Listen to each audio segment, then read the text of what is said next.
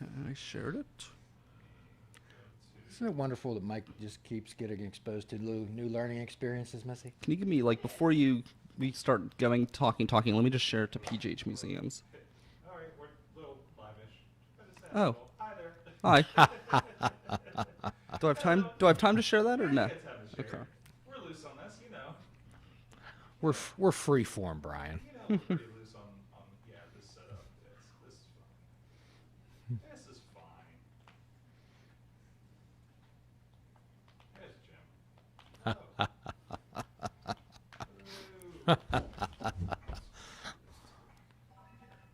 Say hello to the people out there. We're streaming in multiple places today. Hello, people out there, and we're people here, perhaps.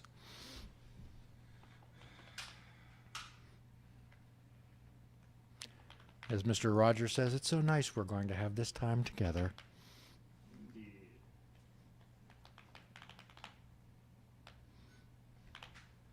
All right. You all sure it up over there?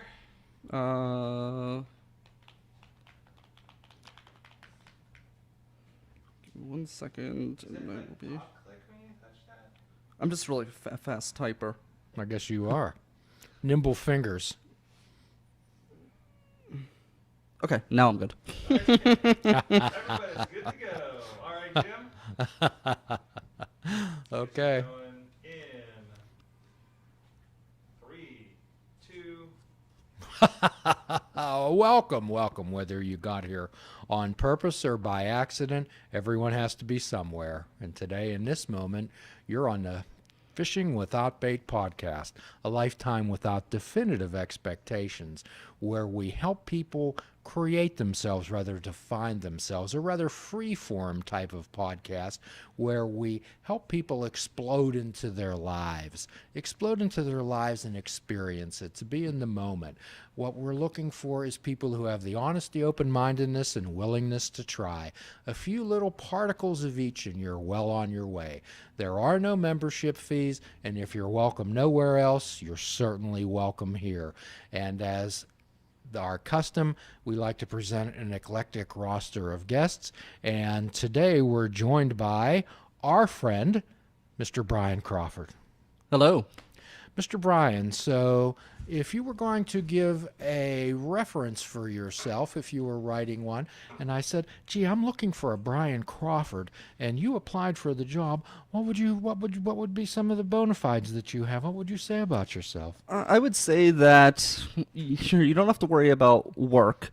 I work all the time. I don't stop working. I don't really sleep. So it'll get done. The job will get done. You know that. You know the job will get done because I rarely, I get through these days. I work overnight for my day job, and then I have big projects I do on the side and things like that. And between the two of them, there are days where I'm going 2 hours without, of just 2 hours of sleep, or sometimes I go on large binges where I'll be awake for 30 plus hours, sleepless binge, and it's not great, but I'll get it done. Something needs done, I'll get it done. Well, sometime we can explore the consequences of sleep deprivation. Oh, I've got stories. However, what you're saying, perhaps you've heard this saying that if you want to get something done, ask a busy person to do it. Yeah, that's for sure. And I'm guilty of that too. I like to bring people in on my projects as well, and I've got some of with my new project, PGH Museums, that's launching on the 9th of November. I've brought in some of the busiest people in Pittsburgh to help me organize it, which is great because things are getting done, but it's really, really frustrating. It's other times because try planning a meeting with all of these people with their intense schedules and try getting them all to come together at one place. We've done it a couple times, which is impressive, but it's very rare. It's hard to do. So quite often on this show, we ask people to take different perspectives, and the perspective that they're taking of a situation may not be exactly one that's helpful or beneficial to them. So when you're trying to get all of these things together, or someone listening to this podcast maybe has so many things that they have to do, and they can either look at that with a sense of frustration or a sense of adventure. Yeah, I think it can become frustrating if you don't take time to enjoy things and take time for yourself as well. But it can also be an adrenaline rush when you're just in the middle of it and everything's happening. I think of the Millville Music Festival year 2 when I did all of these artist interviews for the River's Edge Network. I did the Millville Music Fest show called the Millville Music Minute, and then I was doing interviews on other people's platforms to talk about the music festival. And it was every day I had a million things, plus I was working. It was a busy time of year at work, and I think I averaged 2 hours of sleep every day for a month. But it was crazy. It was almost like a thrill. You were going from place to place, and then afterwards that you were just like dead. but yeah, I don't know. I think being busy helps me in a lot of ways, especially working overnight, having a busy schedule helps you just remember what day it is. A lot of times people, when they work such weird hours, they lose track of the day and the time, and they don't really do anything else. I shouldn't say that. There's some people I work with who do a lot, but there are other people who do nothing. And I think they use the hours as an excuse because you are tired all the time, and you just have to get out there and force yourself to do it. You're never fully rested because even when you do get a good sleep, the human body isn't designed to sleep during the day and stay awake at night. No, it is no. We're not hardwired for that, and we often discuss sleep hygiene on this show. However, tell us who some of your heroes are. Who are some people that you admire, Brian? I mean, there's people in my family, I guess. Name one of them. Name their first name. My grandfather. Your grandfather, okay. So, how many hours a day does your grandfather have? None. He's dead. Uh-huh. But So, someone you admire, how many hours a day did he have? I imagine a lot. So How many hours does everyone have? 24 hours in a day. 24 yes. hours. So sometimes we say, I don't get anything done. Or you look at somebody that you admire, but however, they have the same number of hours in a day that you do. And we often have to wonder, well, they have the same amount of time that I do in a day. The reason that they get so much done is, that's what I'm hearing from you. I love your passion. I love your participation in life, your excitement, and that's kind of the thing that we hope to transmit we hope to transmit to the individuals who perhaps are listening to this show. Sometimes we think that we get into situations or we look at people and say, yeah, that's easy for you to say. You have this, you have that. Well, I didn't get this all at once. It didn't hatch. I didn't grow this on a farm. Okay, so what we talk about on this show sometimes is a Japanese concept of ikigai. Iki meaning life, gai meaning purpose. Okay, so what it sounds like to me, you're just so interested in most everything. Well, I'm interested in certain things, but when I'm interested in it, I really dive head first. There's a lot of things I'm not interested in, and I just don't do it at all. I don't force myself to do anything I don't Right. want to do. Well, you're a curious type of individual, so could you maybe lay the groundwork and the foundation of how you and I became acquainted? Yeah, so we became acquainted through Sorgatron Media, and you have your podcast, Fishing Without Bait, and I had started the River's Edge Radio Network, and there was, for some time, you were being rebroadcasted on that station as well. So we had met through, I think we met through was it through one of the networking events that Michael Sorg put on? Is that correct? Well, Mike Sorg, as everyone knows on this show, is our good friend, co-host, and producer of this program, who operates Sorgatron Media, who distributes this and other production throughout the Ethernet, Yeah. as it's called. And however, we met. So we've often found the River's Edge and its evolution quite fascinating. Could you say a little bit about that? Most people will say, well, I have this idea. How do I make it bloom? How do I bring it into fruition? Yeah, so that is something you mentioned about people who think like, oh, it's easy. And you hear a lot of that, especially when you're doing online radio. People would tell me all the time, oh, I thought about doing online radio. And I thought, oh, okay. And it is easy to start a stream, and you can pay for the licensing if you want. However, most people aren't going to do that because they don't know that they have to, I'm guessing. But anybody can go and put their credit card information and throw some songs up into a stream, but nobody's going to listen to it. That's where the work comes in, is you have to really work all the time to promote what you're doing and push it. And that's what people don't really understand. And I know you were interested in how that started. So I'm very, it's weird. With little decisions in life, I will agonize. Like if I wanted to decide whether I was going out for, I don't know, Italian or Mexican, what I want to eat, like I'll sit there for hours and just like kill myself. Oh my gosh, what do I want? Do I want to, pasta, or do I want a taco? And I'll waste so much time worrying about that. But when it becomes to like major life decisions, like I'm going to go back to school, I'll just wake up one day and be like, you know what, I'm going to go back to school, and then I do it.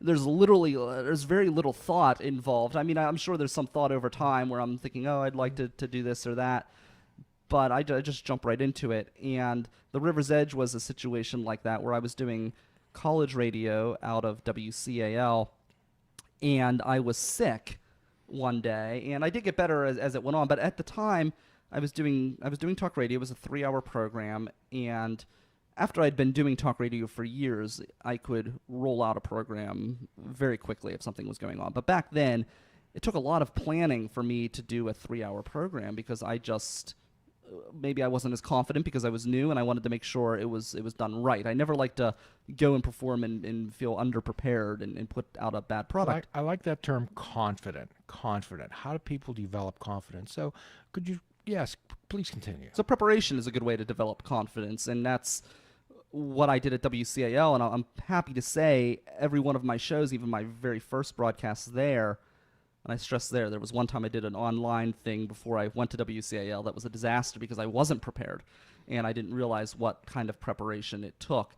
So my very first broadcast at WCAL was fantastic because I was prepared, and all of my shows there were pretty decent, I thought. But I put a lot of prep work into those shows because I wasn't as experienced as I was when I did it at the River's Edge. So I had requested to cancel my show one week because I was sick all week. I hadn't had the time to prepare, and I had gotten the proper approval. Well, then the station manager found out, and she always had an issue with me. So she said she sent one of her underlings, who's actually a nice guy, but he was under her spell at the time, and he was giving me a hard time, and they wanted to suspend me because I had called off for that. Meanwhile, people would call off all the time for a million things. So I said, well, you know what, if you're going to suspend me, I'm not coming back the rest of the semester. And they said, well, if you're not coming back, don't come back at all.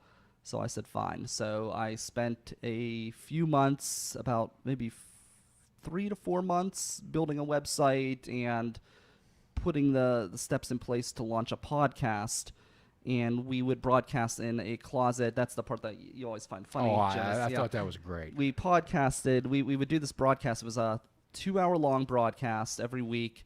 And I would bring people up into this closet in an attic at my house. There's no heating, no air conditioning. It's in this small little closet that's maybe no longer than the edge of the couch we're sitting on to the maybe just an inch or two beyond this wall behind us. It was a very small room. We would be up there in 90-degree heat, all this equipment running around me. My guests, because they couldn't fit in the studio with me, they had to sit on a futon that was outside of the closet holding a wireless microphone to communicate with me. And that's how we got our start. It was the only room in the house that had decent acoustics because it was an old house with really tall ceilings, and it just was not really appropriate. None of the rooms were appropriate for audio engineering. So we would do it in this closet, and we kept working at it. I ended up meeting my business partner, Sarah Kramer, who is running the River's Edge right now with another business partner. And her and I decided to launch the 24-hour radio network, and we spent several months getting bands to sign up. That was before we discovered Adobe Sign, so we were literally driving all across Pittsburgh to get musicians to give their autograph to give us permission to stream their music. So we went through it, the legal channels, to make sure that we were all official and operating correctly. But I had musicians up in that closet. I had everything, and and it's still going on now. The River's Edge sponsors the Millville Music Festival, and it's all local original music. So what you're talking about is most people just generally see the final polished product, okay? But they don't understand all the growing pains, all the birth. But what you're talking about is having an idea, and many people have ideas, okay? But most of them don't, as they say, grow legs and come to fruition. I remember when we first started this program, we did it. Now we're sitting here in the studios of Sorgatron Media. However, when we started this show, we were in a basement with sheets, so no one would see the washer and dryer that was behind us. Okay. I was in that basement. Yes, you. So everything starts out in a place, and I'm going to paraphrase this, and please excuse me, I can't find the author at the moment, but it's luck is when success meets preparation. Okay, so those two type of things, and what we talk about as often is synergy on this show. When 1 + 1 = 3, when you get together with someone, and the product is greater than the parts. Yeah, I also think it has to do with being willing to ride it out in the tough times as well too. A lot of people will start a podcast, or they'll start a blog, or they'll do anything on their own, and if they don't see immediate success, then they'll run from it because they just, I don't know if they're bored, or they just don't take it seriously, or they just think that everything comes easily. Maybe they do think that you could just throw something out there and people will just come to it, when really that's not how it is. It's tireless work. I mentioned that original broadcast I did with online radio. One of the things that I did wrong is I prepared for myself to take phone calls. Well, no one knew about my show, so no one called. So I had this huge block of time laid out to respond and communicate with my audience, and it was an audience that didn't exist. So I had learned That's then great. that you have to prepare to receive no audience feedback, and if you get it, great. And if you have to dump something that you planned, that's great, but you have to prepare for the worst, and then when the best happens, I that's, like that thought. Yeah. So what we often suggest to people is, and everyone knows I'm from the 12-step world, if we don't know what to do, we have a real good hunch that you know what not to do. Okay, so and that's why failure is not a horrible situation. Well, and we've talked about this on the show before. However, it bears repeating. Even in the past, there were investigative reporters who were trying to dig up dirt on people, maybe get a quote from them, a headline, and this investigative reporter went to Menlo Park and met with Thomas Edison one time, and wanted to talk to Edison about his development of the light bulb. And however, he started the interview off with, well, Mr. Edison, tell me how it feels to have failed over 1,000 times. When Edison was, and his associates, many of them, were making different types of combinations to make the filament last longer, glow brighter. And Edison knew what this person was trying to do, and he says, I've never failed. I found 1,000 things that did not work. So you found many things that did not work. Sure, yeah, always, and you do learn, and then you learn what does work. You always have to be, especially if you're doing something on your own, you always have to be watching what other people are doing. That's one thing I've often learned, is I learn a lot from watching other people and seeing what they're doing. One thing I've done with the museum project is anytime I make a social media post, first off, I just share a picture or a video, and then I'll just put the information in the text, which seems to do better on Facebook versus like sharing it. Even if you share an event that's created on Facebook, for some reason that doesn't do as well as if you just share a picture. So how did you deal with all the naysayers in your life that would say to you, Brian, this will never work. Why are you wasting your time? On and on and on. How did you deal? I'm sure you dealt with naysayers. Yeah, and you deal with that all the time. And one of the things I say is I can't do anything else. My job's not that fulfilling. I just do it to pay the bills, and I have to do something that is something I enjoy. And what's more interesting and what's more fulfilling to you as a person, so even if it does fail, for example, even if I don't think the museum project will fail, but even if it does, what's better, going out and exploring places and taking fascinating video and creating things that other people will enjoy, or sitting at home watching someone else's product on TV for 5 hours a night. I feel like that's kind of a waste of life versus going out and living in the world and creating the content. To me is a lot more. Well, it just seems like there's always individuals out there who will critique your efforts and give you multiple reasons why it doesn't work and why it's going to fail. How did you deal with those? I just tell them they're wrong. I mean, I don't really argue with them. I mean, I guess I do argue with them because I tell them they're wrong, but I never really cared what anyone else thought in that regard. If I want to do it, I've always been that way. If I want to do something, I just do it. Okay. And even with simple things like trips, I had my sister wanted to go to. I was going to Cleveland, and she was going to go with me. And I guess like it's a situation, some sort of driving situation. She didn't have a vehicle or whatever, but she tried to change the plans on me the last minute, and I said, "See ya." And I went to Cleveland by myself. If I want to do something, I just do it. I had a friend who was going to Toronto with me, and he found out like 2 days before that his passport expired, and I said, "Well, have fun in North Huntington. I'm going to Canada." I just do it. And I know that's like completely different than the museum project, but that's just how I'm wired. If I want to do something, I'll just do it. It doesn't really matter what anyone says. It won't really deter me. If I want to do it, I do it, and fail or succeed. That's just how it goes. So what you're doing is you're building your own life. Mm-hmm. Okay. So quite often what we help people understand and maybe figure out on this show is that rather than think of ways that it can fail, we help people refocus and say, okay, let's think of ways that it can succeed. Mm-hmm. Yeah, I think that's a great way to look at anything. I always try to be positive, mindful of the negatives, but I try to focus on the positives, especially with other people. Now, everybody dwells on things. I'll dwell on negatives. If I go out and do there's a video of Bushy Run. It turns out it turned out pretty interesting, and it was really popular. I went to Bushy Run. They had their battle reenactment they do every year. It's over 250 years since the initial battle of Bushy Run, which, to give a little history lesson, because there's a lot of bad history being taught in our schools, unfortunately, on our local history, Bushy Run was not part of the 7 Years' War. It was part of Pontiac's War, which took place as a result of the 7 Years' War.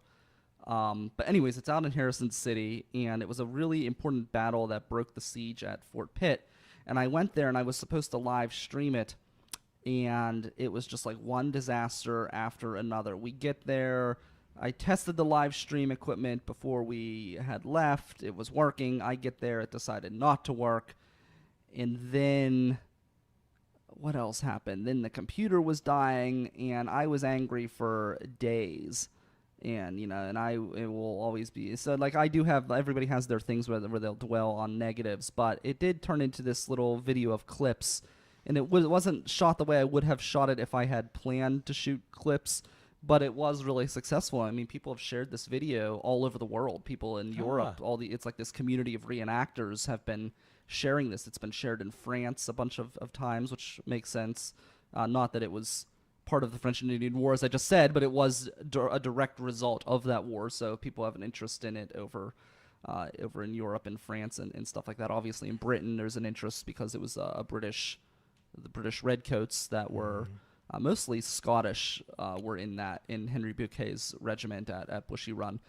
So you mentioned that you were upset for days. Yes. So what we try to help people understand here is that emotions, feelings, they're like puffs of smoke. They blow away in the wind. However, if you add your thoughts to them, it gives them great staying power, and it'll stretch them out into infinity. So what we ask people to do is say, when they label and identify, describe how they feel, and add some immediacy to that. Yes, I feel this way at present, in this moment. And again, you dealt with adversity. And sometimes I think in this world, Brian, we're kind of taught that we shouldn't deal with any hardships. We shouldn't expect any discomfort. I would suspect you dealt with much in your life. Yeah, always, because especially when you want everything to I always want to appear as a professional, even though I guess technically I'm an amateur because I'm not getting paid for what I'm doing, but I always want to be treated with the respect of a professional. So when things don't go wrong, it's embarrassing, and I get really angry about that. Now, I mean, it's from an outsider's perspective, it's reasonable to think that somebody who's working overnight and is just kind of like coming there on no sleep with like equipment that they just purchased on their own to make mistakes. But for me, that's an excuse. So I get really upset when things don't go the right way. But I don't think that that's a bad thing. Everyone acts like, oh, you should just don't worry, things happen. It's like, no, things don't happen.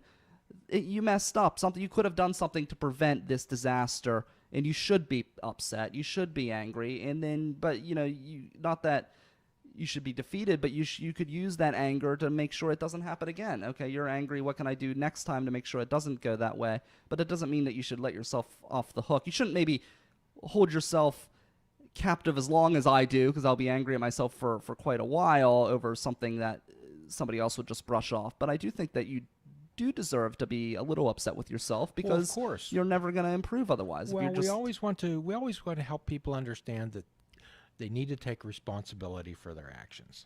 Okay, and in the 12-step world, we say that our problems are of our own making. However, what we're talking about is saying rather than beat ourselves up, we can be angry, and that's good. Angry has a lot of energy, and we can either turn that angry inward, or we can turn that anger and that energy into determination. Well, I screwed up. How can I not screw up next time? Yeah. It's okay to beat yourself up a little bit. So the River's Edge morphed into this type of atmosphere with many local music, promoted a lot of really good people, and you had quite a few podcasts on there, quite a few people, quite a few individuals, personalities. Well, actually, this museum project, PGH Museums, was a result of one of those podcasts. I actually was not a huge museum goer. I was really always interested. I always loved when I would go to a museum, but my family just didn't go to museums when we were kids that often. It just wasn't my parents' thing. And I'm not complaining. I went to the beach a lot, and I really love the beach. So it's not a complaint against them, but it is something that I didn't experience as much when I was younger. But my friend Randy, who is one of the organizers of PGH Museums, he was a museum enthusiast, and he had been to so many museums in the area. And he and I started going to museums, and as my time became more and more limited, it was harder to schedule that. So we decided to start a podcast to make sure it was a priority. And it was called The Culture Cruise, and it was a museum that we recorded while we were driving. And we would drive to the museum and talk about where we were going, and then on our way back, we would talk about our experiences at that museum. And the humor came in because I'm a pretty aggressive driver, and when I'm not driving, Randy's a lot more passive than I am, so I would start yelling at Randy for not being aggressive. And now, typically, I'm not that bad of a backseat driver, but it is more entertaining it's not entertaining on the podcast if I don't say something. So whatever's would go on in the back of my mind on a typical day was on the tip of my tongue during the podcast. But eventually, it never got the promotion it deserved, so it wasn't that well listened to because I was too busy doing other things. And then Randy's schedule got complicated. So when I decided to take some more time back for myself and kind of go in a different direction personally and come up with some new content options and opportunities, we decided to explore bringing that podcast back. And here, with all of the work we've done, the podcast is the thing that's dragging now, because we're going to release it next fall, because we just have so much going on with the whole project, which throughout the interview, I would like to discuss at some point. So while you were at the River's Edge, the seed was planted for perhaps this type of venture. Okay? And as with most things, in the fullness of time, perhaps we move on with our lives. And the seed was planted to have this type of museum effort. So tell us about the fruition of that. How did this thing bloom? Yeah, so it started with us deciding to bring back the Culture Cruise podcast. And one thing that we wanted to do with the Culture Cruise was we were going to go to big museums, but also we really wanted to go to these smaller museums that no one has ever heard of. One I always mention is because it's a museum that I really love, that I think is fascinating, is the Baronhof Museum in Aspinwall, which no one's ever heard of. It's a museum of mechanical musical instruments in this big mansion that has secret passages all throughout the house, and a pool room, and a cave and a boardroom you can only access through secret passages. It's a really neat building. No one's ever heard of it. It's one of the coolest places in the region. And the name of that place again The is? Baronhof. It stands for Bavarian House, and it's just a really cool place. So we were thinking, how do we market this podcast? How do we get people to listen to it? And one thing that I've always heard over the years is there a list of museums in Pittsburgh? And the short answer is no, there's not. So we decided, why don't we create that list? And then why don't we create a community that will listen to our podcast? So instead of creating a podcast, throwing it out into the internet and saying, please listen, and going through all of the really boring ways to promote a podcast. I mean, promoting a podcast isn't really that fun, going through the standard ways. Do you enjoy learning the hashtags and going out and trying? I mean, it's kind of, it all seems kind of, it can be a chore. yeah, it's really not, but building a directory that people can use and creating a culture of museum enthusiasts, that's fun. That's something that's fun to do. So we've come up with a directory on the website, and so the website is 3 parts. There's the directory, there is the blog, and then there is the membership program, well, the blog and the media in general. So the directory is, we've basically gone through our volunteers and we've researched as many historic places, museums, and galleries that we can find throughout southwestern Pennsylvania. And right now we have a directory of more than 400 listings in the region. So you went to this Baronhof, and I'm glad you turned us on to that, and I hope everyone out there within the vicinity of Pittsburgh could perhaps visit that. Quite often we say, hey, this is a really neat place. Someone should really write about this. Well, you're that someone. I am, yeah. So we are going to be doing all sorts of content with this. So that's where the media side goes in. So we've got the directory, and it also has an interactive map, which is cool. So you can actually see where these places are on a map. But then we have the blog, and the blog, everything will come to the blog. And we'll have all different types of media on there. So we'll have actual blog posts that are original, but then we'll also be posting the press releases from all of these different museums. So any museum that decides to add us to their press listing, we'll actually post their press releases right on the website. So it'll be a one-stop location where people could see all of this information. So you had an idea, okay? And how did you do this step by step? How did that happen? People have a goal, but generally they want to get from the idea to the top of the pyramid. Okay? Yeah. So what we try to help people to do is say, okay, there's steps that we need to take. What were some of the steps that you took? The first thing I did is I hired Joseph Gardonis to build my logo, because I feel like no one will take you seriously without a good logo. That's something I've always believed. I just feel it sets. I'm a big believer in branding and imaging, and I feel like if you don't have that down, you're not going to get anywhere. If you're sending someone a press release and you've got some logo that you designed yourself in Microsoft Paint, it's not going to impress anybody. So, and they're not going to take you seriously. So that was the first thing I did. And the second thing I thought to myself, I said, you know what, what kind of what good is a superhero without a sidekick? Right? So I thought, who can I get to build my website? I thought, well, who better than Sidekick Media Services? And they really were the sidekick to my superhero project in building the website for pghmuseums.org. So they've done all of the work with that. Missy. Sidekick. Could Sidekick you say a Media little bit more Services. about Sidekick? Yeah, Sidekick Media Services. They do everything from live streaming, video, podcasting production. They do web design, social media outreach. They do a fantastic job. So, and they're affiliated with Sorgatron Media, which is where we are at right now. For those of you out there, this is a shameless plug. It is, yes.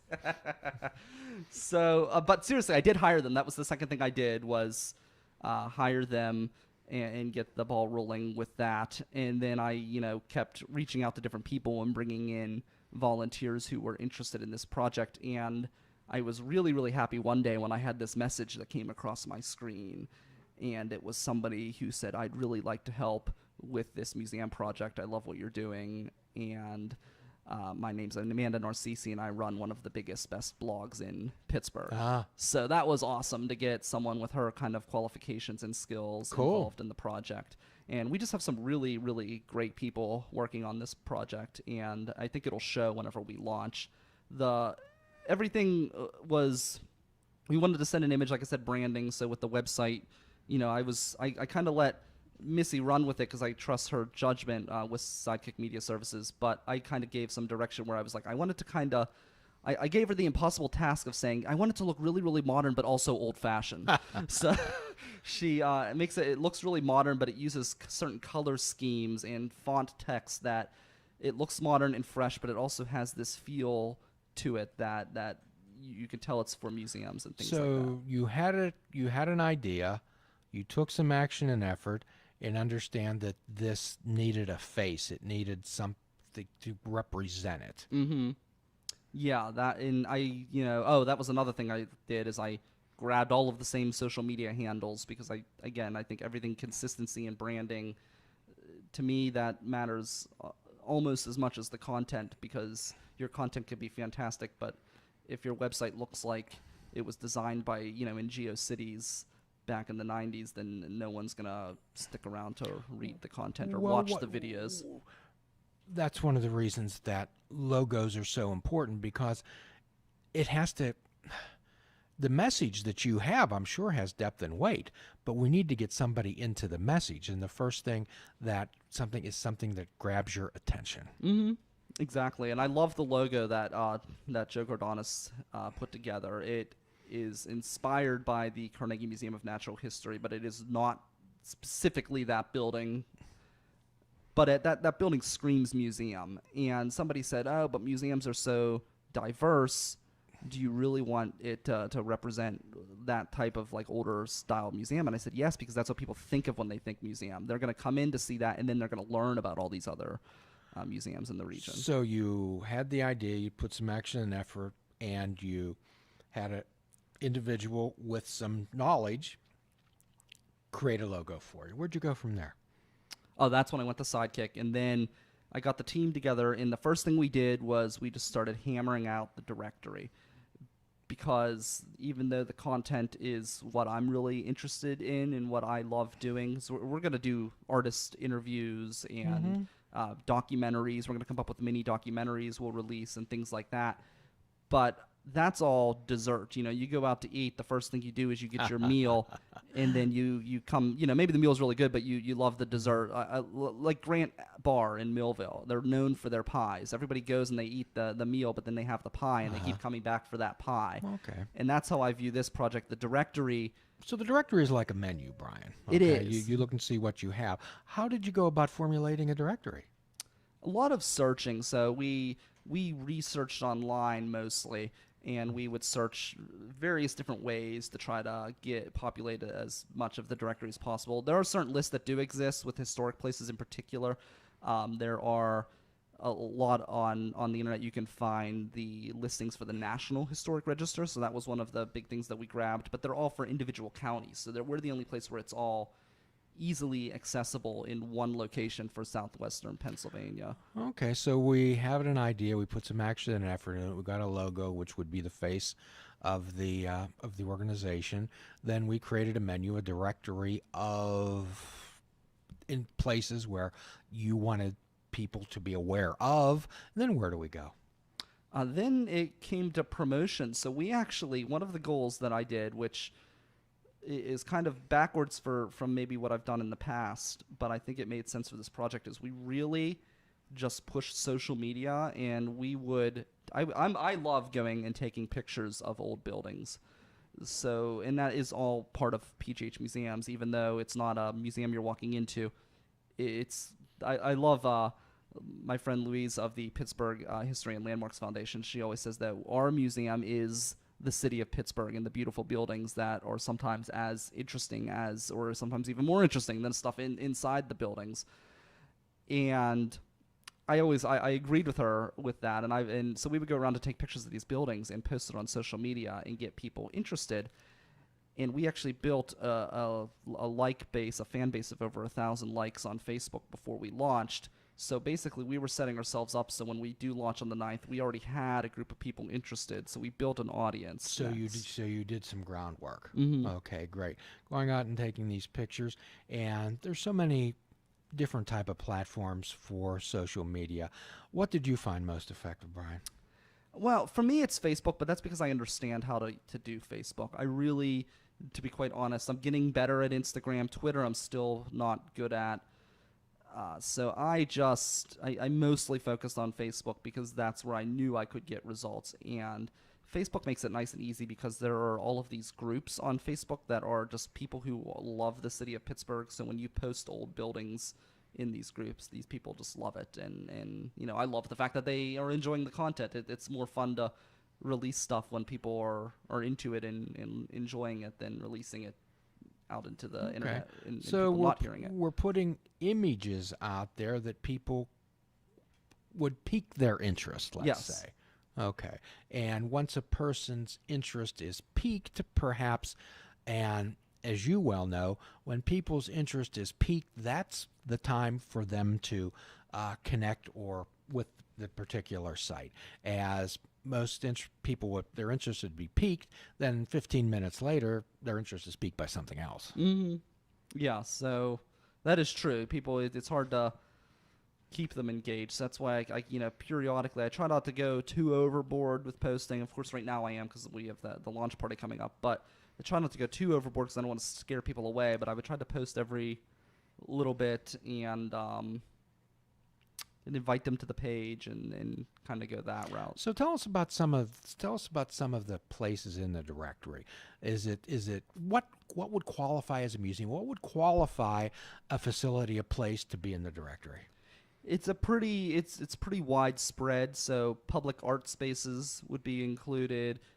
Historic places, even like bridges. There are a lot of historic bridges, especially down in Washington County. There's a lot of covered bridges down there. All of those bridges are on the directory that we were able to find. Actually, down in Washington, really interesting point is the first crematory in the United States was in Washington, Pennsylvania. Just a little bit down the road.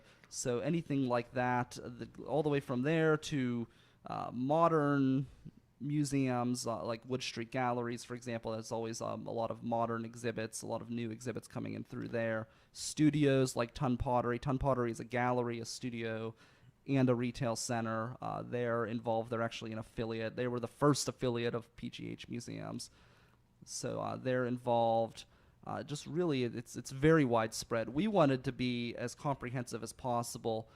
We didn't want to be as too exclusionary because a lot of people, if they're into art and they like going to a gallery, then why wouldn't they enjoy going to a public art display as well? Sure. Or if they're into history and they love going to see the mummies and the dinosaurs at the Carnegie, why wouldn't they? Or they love going to the Heinz History Center and seeing their stuff. Why wouldn't they necessarily be interested in going to seeing a house in Irwin, for example? I'm trying to think if there's two houses in Irwin, but one of the houses in Irwin was part of the Underground Railroad. Why wouldn't they enjoy, even though they can't go into that building because it's a private residence, they might enjoy just driving by and experiencing or enjoying the history. People always take the perception, the assumption that, you've heard of this, the grass is always greener on the other side of the hill. So they think in order to get something interesting, we're going to have to travel. Where what you're saying is, and you're pointing out that there's many hidden treasures right in front of your face. Oh, so many. Yeah, this has actually happened years ago back when I was at Cal U, the first time around when I didn't know what I wanted to do with my life. And I was ready to leave Cal, and I realized that I hadn't been to most of the buildings on campus. So my friends and I just started exploring the buildings on campus, and we would go through areas which maybe we weren't even allowed to walk through, but if there wasn't a sign that expressly said "Do not enter," we went there. We went backstage into some of the theaters. We walked around, went into the old buildings, Old Main, really explored every inch of that campus. And then we took the show on the road, and we started driving to college campuses all across southwestern Pennsylvania, and nobody questioned us because we looked like students. We were young enough, so we would just go through these campuses and explore all of these buildings. We went up to Indiana, St. Vincent, all over, all these different campuses. And then from that point on, I decided that I'm just going to live life like a tourist and just do everything. Could you say that statement again? Live life like a tourist. Ah, Yeah, and just enjoy everything. And I do go and travel, but I also am always doing stuff here. People are always like, oh, you're always doing something. You're always doing something. And I'm like, I get depressed if I sit at home and don't do anything. I got to get up and enjoy and live in the world. live life like a tourist. Yeah. Oh, that's going to stick with me.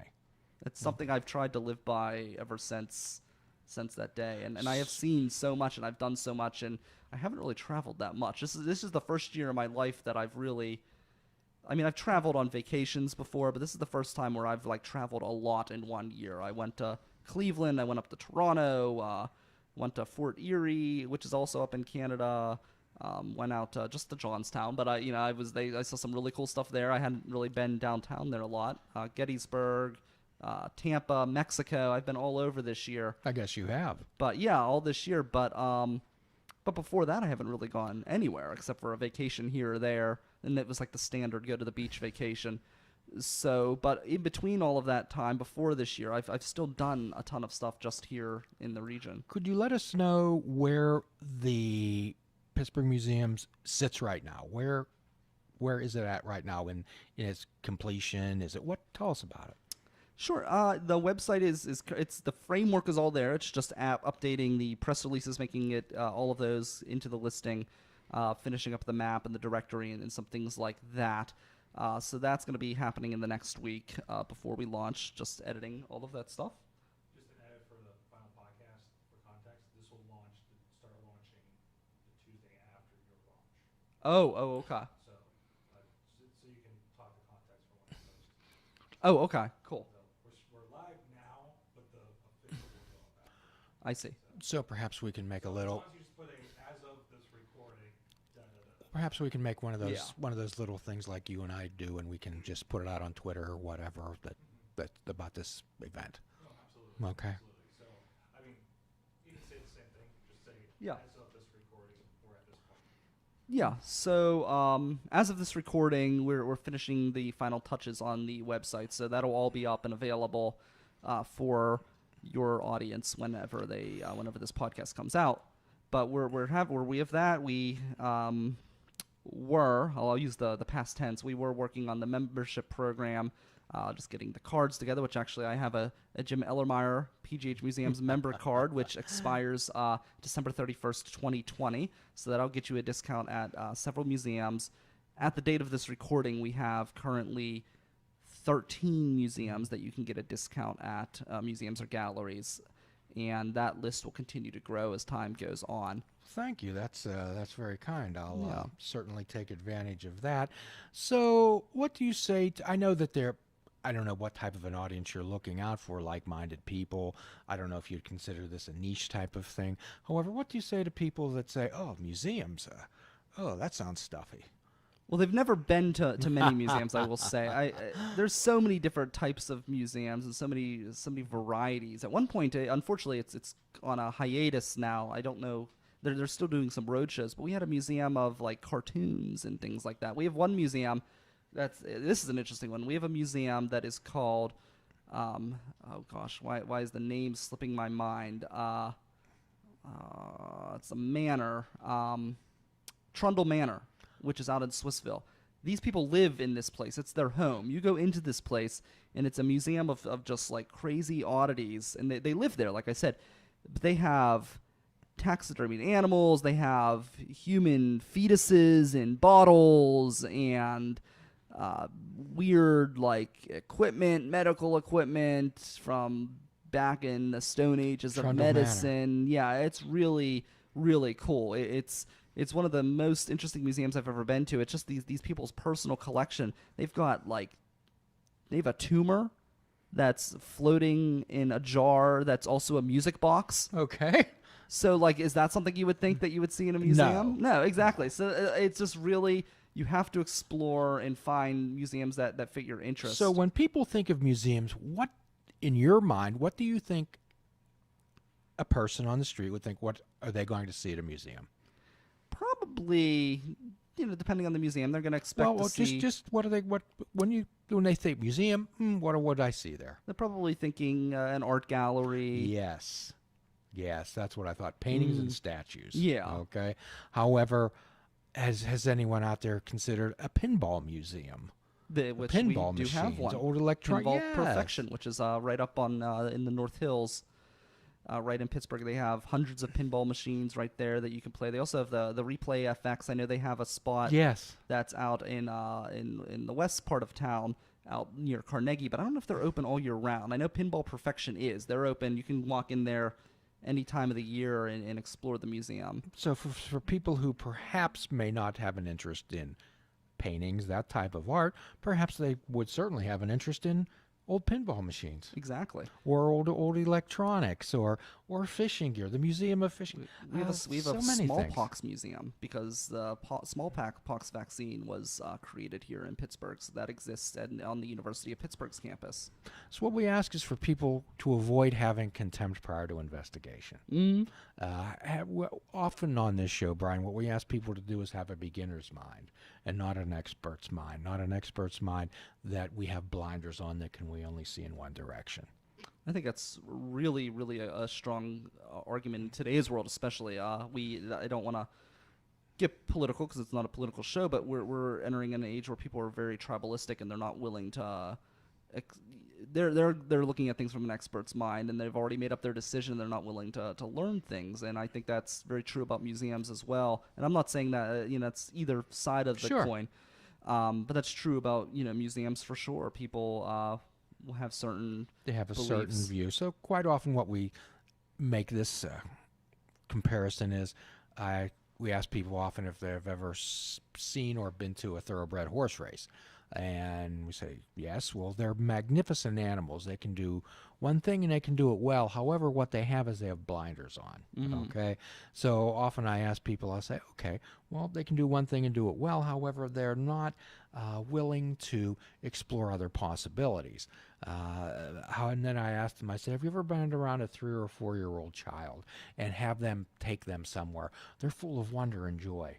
And they have much curiosity. And that's what we call a beginner's mind. So what we're going to ask people out there to do when you hear the term museum, we'd like you to have a beginner's mind and explore possibilities rather than certainties.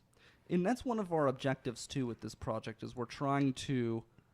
So with the media, with the website, it's a very modern looking website. It's easy to use.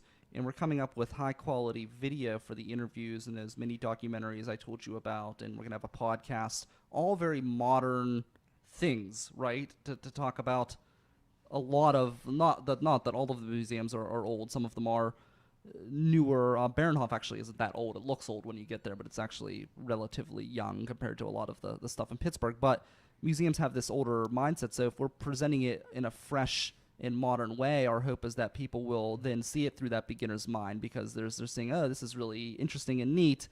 And then they'll learn about these places because it's reaching them in a modern, fresh way. So for our listeners out there saying, hey, this is really neat, how do I reach the site? pghmuseums.org. pghmuseums.org. Okay. And the Instagram is? At PGH Museums. At PGH Museums. And is on the website, is there a way for people to contact the site?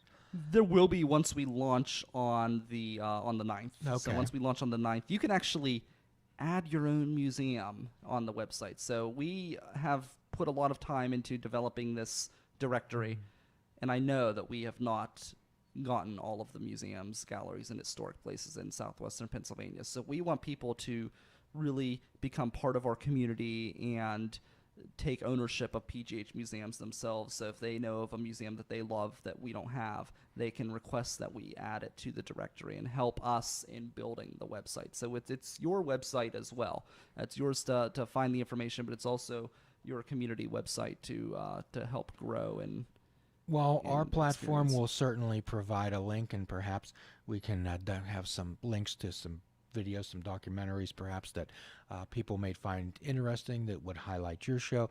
There's a saying, you've heard the phrase that you can lead a horse to water you can't make them drink. Yeah. However, in the 12-step world, we say, however, you can make them thirsty. Yeah. Okay. I like that. So the idea is through this website, perhaps we can make people thirsty to explore what you're offering. I love it. Yeah, I love it. I think that would be great. Okay. And as always, any comments, any questions can be directed to the producer of this program, Mr. Mike at Sorgatron Media, and there's a link on the show. And as always, at the end of every podcast, we offer a free prescription, fruits, nuts, and vegetables. Unplug your television and take up fishing. And for a truly mindful experience, we suggest that you fish without bait. Do a kindness for yourself, do a kindness for another. Forgive yourself, forgive another. Till all are free, none are free. Namaste.